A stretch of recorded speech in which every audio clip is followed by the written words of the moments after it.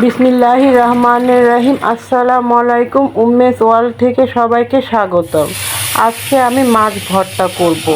আমি আজকে রুই মাছ ভর্তা করার জন্য বের করেছি এবং রুই মাছটা আমি ভালো করে ভেজে নেব। সাথে রসুন দিয়ে দেব, কাঁচামরিচ দিয়ে দেব। আমি একটু ঝাল ঝাল করে এই ভর্তাটা করব, তাই কাঁচামরিচের পরিমাণটা একটু বেশি দিয়েছি। সাথে পেঁয়াজ দিয়ে দিব। এগুলো আমি এখন অনেক সুন্দর করে ভেজে নিব। একটু সিদ্ধর জন্য আমি একটু ঢেকে দিয়েছি। তারপরে আমি এটা একটু সিদ্ধ হয়ে গেলে খুব সুন্দর করে ভেজে নিব। মাছগুলো আমি লাল লাল করে ভেজে নিচ্ছি, খুব সুন্দর করে ভেজে নিতে হবে। এই মাছ ভর্তায় মাছগুলো খুব সুন্দর করে ভেজে নিতে হবে, যেন না পুড়ে যায় সেদিকে খেয়াল রাখতে হবে। আর ভাজাটা একবার লাল লাল করে ভেজে নিতে হবে, একটু পরপরই নেড়ে দিতে হবে। আমি এখানে পরিমাণ মতো লবণ দিয়ে ভেজে নিচ্ছি।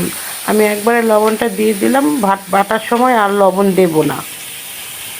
আমি ভালোভাবে দেখুন বন্ধুরা, আমি কি লাল লাল করে ভেজে নিচ্ছি, একটু পরপরই নেড়ে দিচ্ছি।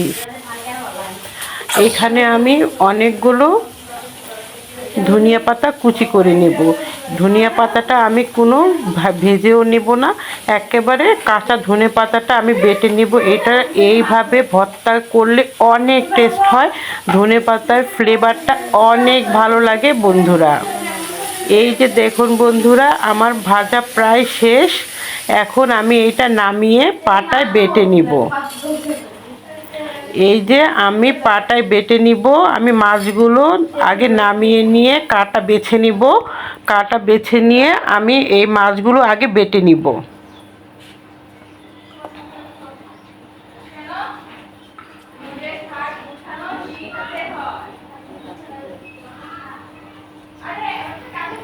আমি মাছগুলো কাটা বেছে নিচ্ছি।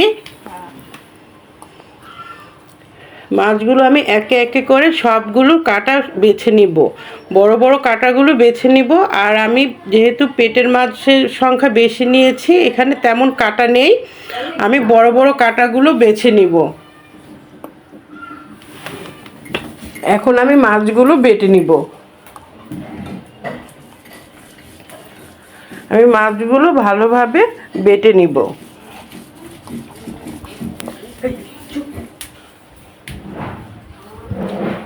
মাছগুলো আমি বেটে নিচ্ছি।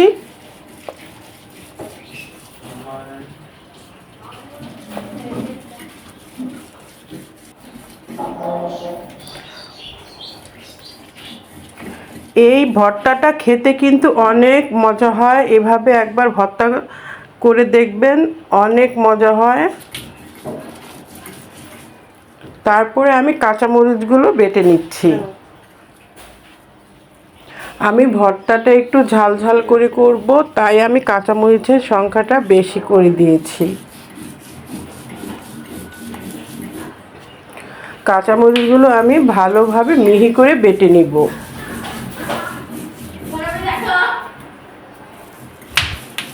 কাঁচামরিচগুলো বাটছি।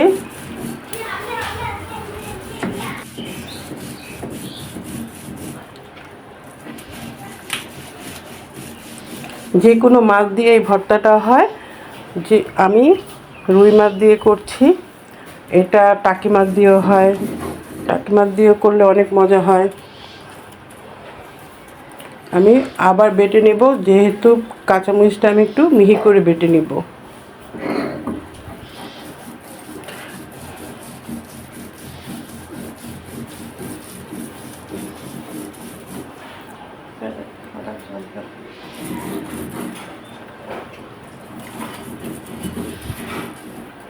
আমি একেবারে কাঁচামরিচগুলো আমি মিহি করে বেটে নিলাম। নিয়ে আমি মাছের সাথে রেখে এখন আমি এখানে পেঁয়াজ আর রসুনগুলো বেটে নিব। কিন্তু আমি পেঁয়াজ রসুন একবারে মিহি করব না, আমি একেবারে হালকা করে একটু বেটে নিব, যেন পেঁয়াজটা একটু যদি একটু আস্তে আস্তে থাকে তাহলে খেতে কিন্তু অনেক মজা লাগে। তাই আমি পেঁয়াজটা একটু একটু হালকা করে বেটে নিব, আর রসুনটা আমি বেটে নিব। যে দেখুন বন্ধুরা, আমি কিভাবে বেটে নিচ্ছি। আমি একবারে মিহি করছি না।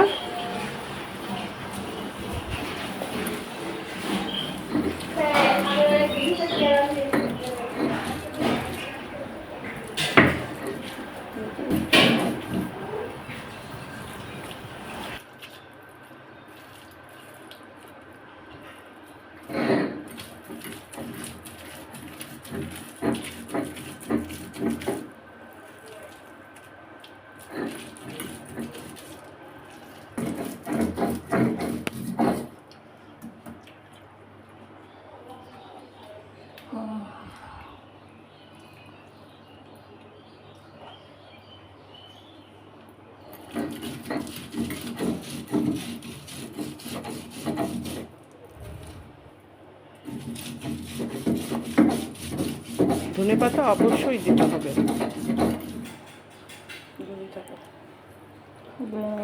এখন আমার ধনেপাতাও বাটা শেষ হয়ে গিয়েছে। এখন আমি সবগুলো মিক্সড করে নেব।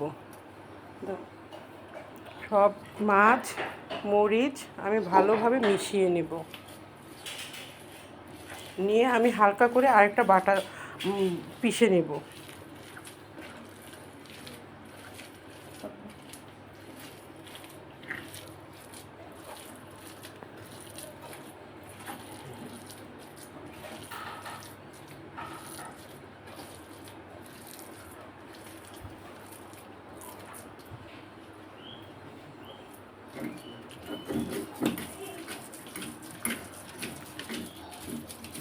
আমি আরেকবার ভালোভাবে একটু পিষে নিচ্ছি যেন সবগুলো সমানভাবে মিশে যায়।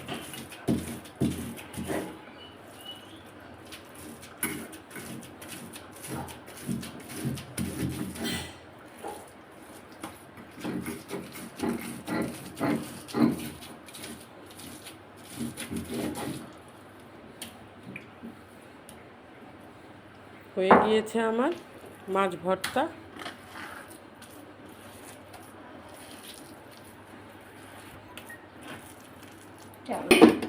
আমি এখানে একটু সরিষা তেল দিয়ে দিব। আপনারা ইচ্ছা করলে দিতেও পারেন, আবার নাও দিতে পারেন, কিন্তু আমি একটু দিয়ে দিলাম কারণ সরিষা তেলের ঘ্রাণটা আমার খুব ভালো লাগে, আর ভর্তায় আমার সরিষা তেল খুবই ভালো লাগে, তাই আমি একটু সরিষা তেল দিয়ে দিলাম। এখানে সরিষা তেল না দিলেও হয়, যেহেতু ধনেপাতা দিয়েছি সরিষা তেল না দিলেও হয়, এটা অপশনাল। হয়ে গেল আমার মাছ ভর্তা, মজাদার ঝাল ঝাল।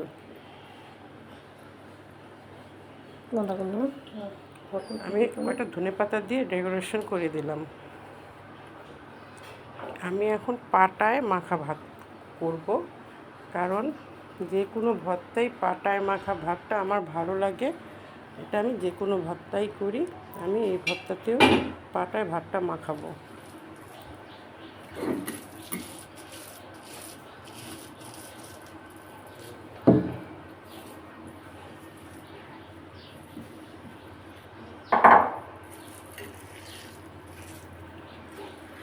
খুবই মজা হয়েছিল, খুবই টেস্ট হয়েছিল।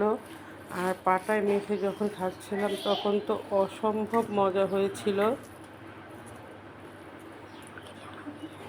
অনেক মজা লাগছিল পাটায় মেখে ভাতটা খেতে।